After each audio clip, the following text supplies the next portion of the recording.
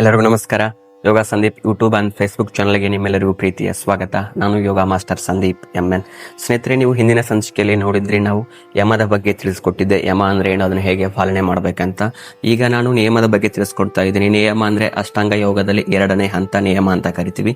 ಇವತ್ತಿನ ವಿಡಿಯೋದಲ್ಲಿ ನಿಯಮದ ಬಗ್ಗೆ ತಿಳಿಸ್ಕೊಡ್ತಾ ಹೋಗ್ತೀನಿ. ನಿಯಮ ಅಂದ್ರೆ ಏನು, ಅದನ್ನು ಹೇಗೆ ಪಾಲನೆ ಮಾಡ್ಬೇಕಂತ. ಅದಕ್ಕೆ ಇನ್ನೂ ಯಾರು ನಮ್ಮ Yoga Sandeep YouTube and Facebook channel ಅನ್ನು ಸಬ್ಸ್ಕ್ರೈಬ್ ಮಾಡಿಲ್ಲವೋ ಮತ್ತು ಫಾಲೋ ಮಾಡಿಲ್ಲವೋ ದಯವಿಟ್ಟು ಈಗಲೇ ಸಬ್ಸ್ಕ್ರೈಬ್ ಮಾಡಿ ಮತ್ತು ಫಾಲೋ ಮಾಡಿ ಕಂಟಿನ್ಯೂ ಮಾಡೋಣ ವಿಡಿಯೋನ. ನಿಯಮ ಅಂದ್ರೆ ನಮ್ಮ ಪರ್ಸನಲ್ ಡಿಸಿಪ್ಲಿನ್ ಅಂತ. ಅಂದ್ರೆ ಯಮ ಹೇಗೆ ಸೋಷಿಯಲ್ ಡಿಸಿಪ್ಲಿನ್ ಆಗಿತ್ತು, ಒಂದು ಸೋಷಿಯಲ್ ಯಾವ ರೀತಿ ಬಿಹೇವಿಯರ್ ಇರಬೇಕು ಅನ್ನೋದಾಗಿತ್ತು, ಹಾಗೆ ನಮ್ಮ ಪರ್ಸನಲ್ ಡಿಸಿಪ್ಲಿನ್ ಅಂದ್ರೆ ನಮ್ಮ ವೈಯಕ್ತಿಕವಾಗಿ ನಾವು ಯಾವ ರೀತಿ ಇದ್ರೆ ನಮ್ಮ ಆರೋಗ್ಯ ಚೆನ್ನಾಗಿರುತ್ತೆ, ಮತ್ತೆ ನಮ್ಮ ಸುತ್ತಮುತ್ತಲಿನ ಪರಿಸರವನ್ನು ಯಾವ ರೀತಿ ಇಟ್ಕೊಂಡ್ರೆ ನಮ್ಮ ಆರೋಗ್ಯ ಚೆನ್ನಾಗಿರುತ್ತೆ ಅನ್ನೋದರ ಕುರಿತು ನಾವೇನ್ ಮಾಡ್ತೀವಿ, ಈ ಒಂದು ನಿಯಮದಲ್ಲಿ ನೋಡ್ತಾ ಹೋಗ್ತೀವಿ. ಇದರಲ್ಲಿ ಸಹ ಏನಾಗಿರುತ್ತೆ, ಒಂದು 5 ಹಂತಗಳು ಬರ್ತವೆ ನಿಯಮದಲ್ಲಿ. ಮೊದಲನೇದಾಗಿ ಶೌಚ ಅಂತ ಕರಿತೀವಿ. ಶೌಚ ಅಂದ್ರೆ ಶುದ್ಧತೆ.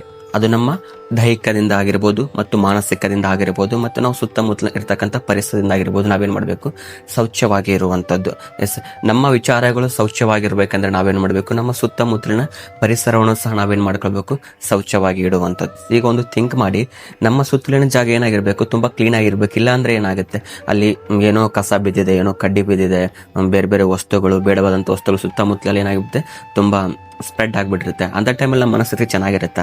ಖಂಡಿತವಾಗಿಯೂ ಚೆನ್ನಾಗಿರಲ್ಲ. ನಿಮ್ಮ ಮನಸ್ಥಿತಿ ಅಂತ ಸಮಯದಲ್ಲೂ ಚೆನ್ನಾಗಿರುತ್ತೆ ಅಂದ್ರೆ ನಿಮ್ಮ ಒಳಗೆ ನೀವೇನಾಗಿರ್ತಾರೆ ಅಷ್ಟೇ ಅಶುದ್ಧವಾಗಿರ್ತಾರೆ. ಅವಾಗ ನಿಮ್ಗೆ ಏನಾಗುತ್ತೆ, ಅಂತ ಪರಿಸರ ಸಹ ಹೊಂದ್ಕೊಳ್ಳುತ್ತೆ. ಬಟ್ ನೀವು ಒಳಗಿಂದ ಚೆನ್ನಾಗಿದ್ದೀರಾ ಅಂದ್ರೆ ನಿಮ್ಗೆ ಅಂತ ಪರಿಸರ ಏನಾಗಲ್ಲ, ಇಷ್ಟ ಆಗಲ್ಲ. ನೀವು ಅದನ್ನೇನು ಮಾಡ್ತೀರಾ, ಕ್ಲೀನ್ ಮಾಡ್ತೀರಾ. ಹಾಗೆ ನಮ್ಮ ಒಳಗಿಂದ ನಾವೇನಾಗಿರ್ಬೇಕು, ಶುದ್ಧವಾಗಿರಬೇಕು. ನಮ್ಮ ಈಗ ಎಕ್ಸಾಂಪಲ್ ನೋಡಿ, ಈಗ ಬೆಳಗ್ಗೆ ನಾವೇನು ಮೋಷನ್ಗೆ ಹೋಗಲ್ಲ, ಅವಾಗ ನಮ್ಗೆ ಏನಾಗುತ್ತೆ, ಒಳಗೆ ಒಂಥರ ಇರಿಟೇಷನ್ ಆಗುವಂಥದ್ದು, ತೊಂದರೆ, ಏನೋ ಒಂಥರ ಬ್ಯಾಡ್ ಫೀಲ್ ಆಗುವಂಥದ್ದು, ಈ ರೀತಿ ಆಗುತ್ತೆ. ನಾವು ಬೆಳಗಿದ್ದೆ ಹಲ್ಲು ಉಜ್ಜಲಿಲ್ಲ, ಅವಾಗ ನಮ್ಗೆ ಏನಾಗುತ್ತೆ, ಏನೋ ಒಂಥರ ಬ್ಯಾಡ್ ಫೀಲ್ ಆಗುವಂಥದ್ದು. ಬಟ್ ಕೆಲವೊಂದಿಷ್ಟು ಜನ ಏನು ಮಾಡ್ತಾರೆ, ಹಾಗೆ ಇರ್ತಾರೆ. ಅವ್ರು ಏನಾಗಿರ್ತಾರೆ, ಒಳಗಿಂದ ಶುದ್ಧ ಇಲ್ಲ ಅಂತ ಅರ್ಥ. ಅದೇ ರೀತಿ ನಾವೇನು ಮಾಡಬೇಕು, ನಮ್ಮ ಒಳಗಿನ ಆರೋಗ್ಯ, ಇನ್ನರ್ ಪ್ಯೂರಿಫಿಕೇಶನ್ ಆಗಿರಬೇಕು, ಚೆನ್ನಾಗಿರಬೇಕು. ಅದ್ರ ಜೊತೆಗೆ ನಮ್ಮ ಮನಸ್ಸಿನ ಆರೋಗ್ಯ ಚೆನ್ನಾಗಿರ್ಬೇಕಂದ್ರೆ ಏನ್ ಮಾಡಬೇಕು, ನಮ್ಮ ಸುತ್ತಮುತ್ತಲ ಜಾಗವನ್ನ, ನಮ್ಮ ಅಟ್ಮಾಸ್ಫಿಯರ್ ಅನ್ನ ಏನ್ ಮಾಡ್ಬೇಕು, ನಾವು ಶುದ್ಧವಾಗಿ ಇಟ್ಕೊಂಡಿರ್ಬೇಕು. ಅವಾಗ ಏನಾಗುತ್ತೆ, ನಮ್ಮ ಮನಸ್ಸು ಮತ್ತು ದೈಹಿಕ ಆರೋಗ್ಯ ಏನಾಗುತ್ತೆ, ತುಂಬಾ ಚೆನ್ನಾಗಿರುವಂಥದ್ದು. ಹಾಗಾಗಿ ಮೊದಲನೇದಾಗಿ ನಾವು ಶೌಚ ಅಂತ ಕರಿತೀವಿ.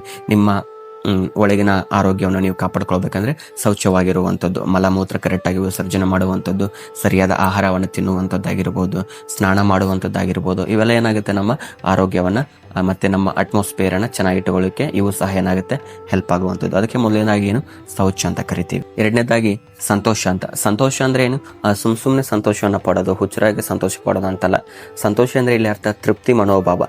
ಈಗ ನನ್ನಲ್ಲಿ ಏನೋ ಇದೆ ಅಂದಾಗ ನಾವು ಅದನ್ನೇನ್ ಮಾಡಬೇಕು, ಅದು ತೃಪ್ತಿಯ ಮನೋಭಾವದಿಂದ ಸ್ವೀಕಾರ ಮಾಡಬೇಕು. ಅತಿ ಆಸೆ ಬೇಡ, ಇನ್ನೂ ಬೇಕು ಎನ್ನುವಂಥ ಅತಿ ಆಸೆ ಆಗಿರ್ಬೋದು, ಅಥವಾ ಆ ರೀತಿ ಒಂದು ಆಲೋಚನೆಗಳು ಮಾಡೋ ಬದಲು ಇದ್ರಲ್ಲಿ ನಾವು ಏನಾಗಿರ್ಬೇಕು, ಸಂತೋಷವಾಗಿರುವಂಥದ್ದು ನಾವೇನಂತ ಕರಿತೀವಿ, ಸಂತೋಷ, ಅಥವಾ ಇಲ್ಲಿ ಕಂಟೈನ್ಮೆಂಟ್ ಅಂತ ಕರಿತೀವಿ. ಹಾಗಾಗಿ ಸಂತೋಷವಾಗಿರ್ಬೇಕಾದ್ರೆ ನಮಗೆ ಬೇರೆ ಬೇರೆ ಏನೋ ಬೇಕು, ಅಥವಾ ಕಾರು ಬೇಕು, ಮನೆ ಬೇಕು, ಬಂಗ್ಲೆ ಬೇಕಂತಲ್ಲ. ನಿನಗೆ ಇದ್ದಿದ್ರಲ್ಲಿ ಏನ್ ಮಾಡಬೇಕು, ತೃಪ್ತಿ ಮನೋಭಾವ ಇರಬೇಕು. ನಿಮಗೆ ಕನಸುಗಳು ಇರಲಿ, ನಾ ಅದನ್ನು ಮಾಡಬೇಕು, ಇದನ್ನು ಮಾಡ್ಬೇಕನ್ನೋ ಕನಸುಗಳಿರಲಿ, ಆದರೆ ಅತಿಯಾದ ಕನಸು ಬೇಡ. ಅದರಿಂದ ಹೊಡೋಕೆ ಹೋಗಿ ನಿಮ್ಮ ಈಗಿನ ಜೀವನವನ್ನ, ಈಗಿರ್ತಕ್ಕಂಥ ಸಂದರ್ಭವನ್ನ ಹಾಳು ಮಾಡ್ಕೊಡೋದು ಬೇಡ. ಹಾಗಾಗಿ ಏನ್ ಮಾಡಿ, ಇದ್ರಲ್ಲೇ ಸಂತೋಷವಾಗಿರಿ. ಮತ್ತೆ ಕೆಲವೊಂದಿಷ್ಟು ಸಂದರ್ಭಗಳಲ್ಲಿ ಏನಾಗುತ್ತೆ, ಆಟೋಮೆಟಿಕ್ ಆಗಿ ಮೂಮೆಂಟ್ ಚೇಂಜ್ ಆಗ್ಬಿಟ್ಟಿರುತ್ತೆ. ನಾ ಹಿಂದೆ ಒಂದು ವಿಡಿಯೋದಲ್ಲಿ ಹೇಳಿದ್ದೆ, ಮತ್ತೆ ಅದನ್ನ ಮೆನ್ಷನ್ ಮಾಡ್ತೀನಿ. ರೈಲ್ವೆ ಸ್ಟೇಷನ್ ಅಲ್ಲಿ ಕುಳಿತಿದ್ದೆ ಅನ್ಕೊಳ್ರಿ, ಟ್ರೈನ್ ಬರೋದೇನಾಗ್ಬಿಡ್ತು, ಲೇಟ್ ಆಗ್ಬಿಡ್ತು. ಬಟ್ ಟ್ರೈನ್ ಬರೋದು ಲೇಟ್ ಆಗ್ಬಿಡ್ತು ಅಂತ ಕಾರಣಕ್ಕೆ ನಾವೇನ್ ಮಾಡ್ಬಿಡ್ತೀವಿ, ತುಂಬಾ ಸಿಟ್ ಮಾಡ್ಕೊಳ್ಳೋದು, ಕೋಪ ಮಾಡ್ಕೊಳ್ಳೋದು, ನಮ್ಮ ಸುತ್ತಮುತ್ತಲು ಇರೋರ ಮೇಲೆ ಏನು ಮಾಡ್ಬಿಡ್ತೀವಿ, ಆಂಗ್ರಿನೆಸ್ ಅನ್ನ ತೋರಿಸೋಂತ ಮಾಡ್ತೀವಿ. ಬಟ್ ಅದೇ ಸಮಯದಲ್ಲಿ ಬೇರೆ ಏನಾದ್ರೂ ನೀವು ಕೆಲಸ ಮಾಡಿ, ಒಂದು ಪುಸ್ತಕ ಓದಿ, ಒಂದು ಪೇಪರ್ ಓದಿ, ಅಥವಾ ಸುತ್ತಮುತ್ತ ಇರೋರ ಜೊತೆಗೆ ಮಾತಾಡ್ಕೊಂಡು ಕೂತ್ಕೊಳ್ಳಿ. ಅದನ್ನ ಬಿಟ್ಟು ತೃಪ್ತಿನೇ ಇಲ್ಲೋರ್ದ ಹಾಗೆ ಏನ್ ಮಾಡಿ, ಯಾಕಂದ್ರೆ ಅದು ಟ್ರೈನ್ ಲೇಟ್ ಆಗಿ ಬರುತ್ತೆ, ಅವಾಗ ನಾವೇನು ಮಾಡೋಕ್ಕಾಗಲ್ಲ. ಅಂತ ಸಂದರ್ಭದಲ್ಲಿ ತೃಪ್ತಿ ಇಲ್ಲೋದ್ರಾಗ ನಾವೇನ್ ಮಾಡ್ತೀವಿ, ಗೊಂದಲ ಮಾಡ್ತೀವಿ. ಅದಕ್ಕೆ ಕೆಲವೊಂದಿಷ್ಟು ವಿಚಾರಗಳು ಬೇರೆದವರಿಂದ ತೊಂದರೆಗೆ ಈಡು ಮಾಡ್ತಿದ್ದಾವೆ ಅಂದಾಗ ನಾವು ಅಂತ ಸಮಯದಲ್ಲಿ ನಾಬಾರ್ದು, ತೊಂದರೆಗೆ ಒಳಗಾಗಬಾರ್ದು. ಅರ್ಥ ಆಯ್ತಲ್ಲ? ಅದೇ ರೀತಿ ನಾವೇನ್ ಮಾಡಬೇಕು, ಪ್ರತಿಯೊಂದು ವಿಚಾರದಲ್ಲೂ ಸಂತೋಷವನ್ನು ಕಾಣಲಿಕ್ಕೆ ಪ್ರಯತ್ನ ಮಾಡುವಂಥದ್ದು. ಎರಡನೇದಾಗಿ ಸಂತೋಷ ಅಂತ ಕರಿತೀವಿ. ಮೂರನೇದು ತಪಸ್, ಅಂದ್ರೆ ಒಂದು ಶ್ರದ್ಧೆ, ಶ್ರಮ ಅಂತ ಕರಿತೀವಿ.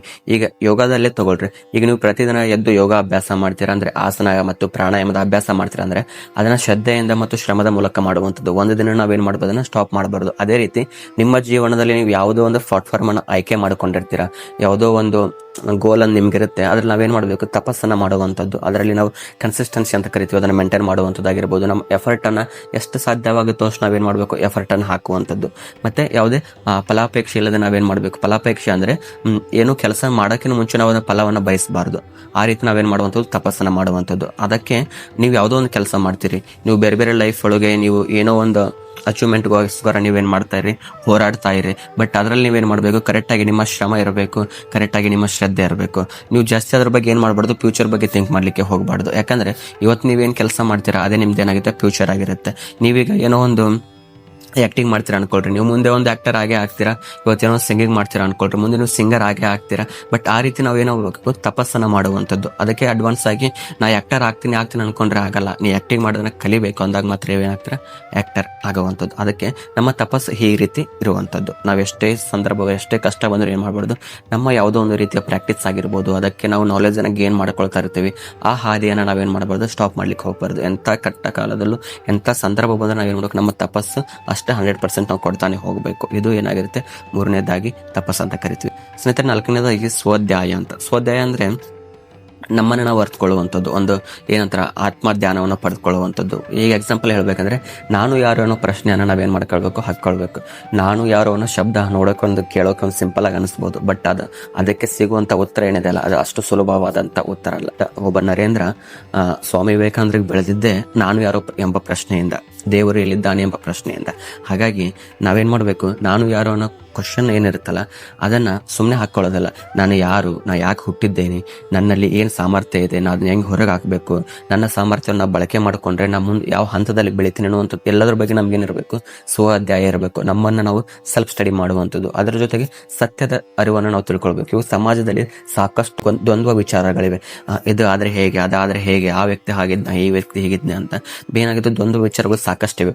ಅದರ ಸತ್ಯಗಳನ್ನ ನಾವು ತಿಳ್ಕೊಳ್ಳುವಂತ ಪ್ರಯತ್ನವನ್ನು ಮಾಡುವಂಥದ್ದು. ಈಗ ಒಂದು ವಿಚಾರನ ಅರ್ಧ ತಿಳಿದು ಅದರ ಬಗ್ಗೆ ಏನೇನೋ ಕಲ್ಪನೆ ಮಾಡೋ ಬದಲು ಆ ಒಂದು ವಿಚಾರದ ಸತ್ಯ ಏನಿದೆ ಅದರಲ್ಲಿ ಅನ್ನುವಂಥದ್ದು, ಬುಕ್ ಅನ್ನು ಓದ್ಬಿಟ್ರೆ ಸತ್ಯ ತಿಳಿಯುವಂಥದ್ದಲ್ಲ, ಅದ್ರ ಸಾಕಷ್ಟು ನಾವು ಪ್ರಯತ್ನ ಮಾಡುವಂಥದ್ದು, ಅದನ್ನ ಅರ್ಥ ಮಾಡ್ಕೊಳ್ಳುವಂಥದ್ದು, ಟ್ರೂತ್ ಆಫ್ ನಾಲೆಜ್ ಅಂತ ಕರಿತೀವಿ. ಆ ರೀತಿ ನಾವೇನ್ ಮಾಡಬೇಕು, ತಿಳ್ಕೊಂತ ಹೋದಾಗ ನಮಗೇನಾಗುತ್ತೆ, ಸ್ವಾಧ್ಯಾಯ ಆಗುವಂಥದ್ದು, ಒಂದು ಆತ್ಮಜ್ಞಾನ ಆಗುವಂಥದ್ದು, ನಾನು ಯಾರೋ ಎಂಬ ಪ್ರಶ್ನೆಗೆ ಉತ್ತರ ಸಿಗುವಂಥದ್ದು. ಹಾಗಾಗಿ ನಾಲ್ಕನೇದಾಗಿ ನಾವು ನೋಡ್ತೀವಿ ಸ್ವಾಧ್ಯಾಯ ಅಂತ. ಐದನೇದಾಗಿ ನಾವು ನೋಡ್ತೀವಿ ಈಶ್ವರ ಪ್ರಣಿಧಾನ ಅಂತ. ಈಶ್ವರ ಪ್ರಣಿಧಾನ ಅಂದ್ರೆ ಒಂದು ಸರೆಂಡರ್ ಆಗುವಂಥದ್ದು, ಯಾವುದೋ ಒಂದು ದೈವಿಕ ಶಕ್ತಿಯಾಗಿದೆ, ಡಿವೈನ್ ಪವರ್ ಅಂತ ಕರಿತೀವಿ. ಅದಕ್ಕೆ ನಾವೇನಾಗುವಂಥದ್ದು, ಸರೆಂಡರ್ ಆಗುವಂಥದ್ದು. ಈಗ ನೋಡಿ, ನಾನೇ ಎಲ್ಲ ಮಾಡಿದೆ ಅನ್ನೋದಾದ್ರೆ ನಮ್ಗೆ ಅಹಂ ಬರುವಂಥದ್ದು, ಈಗೋ ಬರುವಂಥದ್ದು, ಏನೋ ಒಂಥರ ನನ್ನನ್ನು ಬಿಟ್ಟರೆ ಯಾರಿಗಿಲ್ಲ ಅನ್ನುವಂಥದ್ದು. ಬಟ್ ನಿನ್ನಿಂದ ಒಂದು ಒಳ್ಳೆ ಕೆಲಸ ಆಗಿದೆ ಅಂದಾಗ ನೀವೇನ್ ಮಾಡ್ಬೇಕು, ಅದನ್ನ ನನ್ನದಲ್ಲ, ಇದು ಆ ದೇವರು ಮಾಡಿಸಿದ ನನ್ನ ಕೈಲಿಂದ ನಾನು ಮಾಡಿದ್ದೀನಿ ಅನ್ನುವಂಥ ಮನೋಭಾವ ಏನಾಗಿರ್ಬೇಕು, ನಮ್ಮಲ್ಲಿ ಇರುವಂಥದ್ದು. ಹಾಗೆ ನಮ್ಮನ್ನು ನಾವು ಒಂದು ಯಾವುದೋ ಒಂದು ಪವರ್ಗೆ ಆಗಿರ್ಬೋದು, ಒಂದು ಶಕ್ತಿಗೆ ನಾವೇನ್ ಮಾಡೋದು, ಸರೆಂಡರ್ ಮಾಡುವಂಥದ್ದು. ನಾ ಎಷ್ಟೇ ಒಳ್ಳೆ ಕೆಲಸ ಮಾಡ್ಲಿ, ಏನೇ ಮಾಡ್ಲಿ, ಇದು ನನ್ನದಲ್ಲ, ಆ ದೇವರು ನನಗೆ ಕೊಟ್ಟಿರ್ತಕ್ಕಂಥ ಶಕ್ತಿಯಿಂದ ನಾನು ಮಾಡಿದ್ದೇನೆ ಅನ್ನುವಂಥ ಮನೋಭಾವನ ಬೆಳೆಸ್ಕೊಂಡು ಹೋದಾಗ ನಮ್ಮಲ್ಲಿ ಇರ್ತಕ್ಕಂಥ ಈಗೋ ಆಗಿರ್ಬೋದು, ಆಟಿಟ್ಯೂಡ್ ಆಗಿರ್ಬೋದು, ಇದೆಲ್ಲ ಏನಾಗುತ್ತೆ, ಸಂಪೂರ್ಣವಾಗಿ ತಗ್ಗುತ್ತಾ ಹೋಗುತ್ತೆ. ಅವಾಗ ನಾವೇನಾಗಿರ್ತೀವಿ, ಹ್ಯಾಪಿ ಆಗಿರ್ತೀವಿ. ಈಗ ನಾವು ಒಳ್ಳೆ ಕೆಲಸ ಮಾಡಿದಷ್ಟು ನನ್ನಲ್ಲಿ ಏನಾಗುತ್ತೆ, ಈಗೋ ಜಾಸ್ತಿ ಆಗುತ್ತೆ. ಅದು ಈಗೋ ಏನಾಗುತ್ತೆ, ನನ್ನ ಅಹಂಕಾರ ಆಗ್ಬೋದು, ವಿನಾಶಕ್ಕೂ ಏನಾಗ್ಬೋದು, ಕಾರಣ ಆಗ್ಬೋದು. ಹಾಗಾಗಿ ನಾ ಏನೇ ಮಾಡಿದ್ರು ನನ್ನಿಂದ ಆಗಿದ್ದಲ್ಲ, ನನ್ನಲ್ಲಿ ಇರ್ತಕ್ಕಂಥ ಶಕ್ತಿ ದೇವ್ರು ಕೊಟ್ಟಿದ್ದಾನೆ, ದೇವರಿಂದ ನಾನು ಮಾಡಿದ್ದೇನೆ ಎನ್ನುವಂಥದ್ದು. ಮತ್ತೆ ಜೊತೆಗೆ ಯಾವುದಾದ್ರೂ ಒಂದು ಶಕ್ತಿಗೆ ನಾವೇನಾಗುವಂಥದ್ದು, ಸರೆಂಡರ್ ಆಗುವಂಥದ್ದು. ಅಲ್ಲಿ ಏನಾಗುತ್ತೆ, ನಮಗೆ ಒಂದು ನಯ ಆಗಿರ್ಬೋದು, ವಿನಯ ಆಗಿರ್ಬೋದು, ಯಾರ ಹತ್ರ ಯಾವ ರೀತಿ ಇರಬೇಕೆನ್ನೋ ಒಂದು ಏನಾಗುತ್ತೆ ನಮಗೆ ತಿಳಿಸ್ಕೊಡುವಂಥದ್ದು, ಆ ಡಿವೈನ್ ಶಕ್ತಿ ಮಾಡುವಂಥದ್ದು.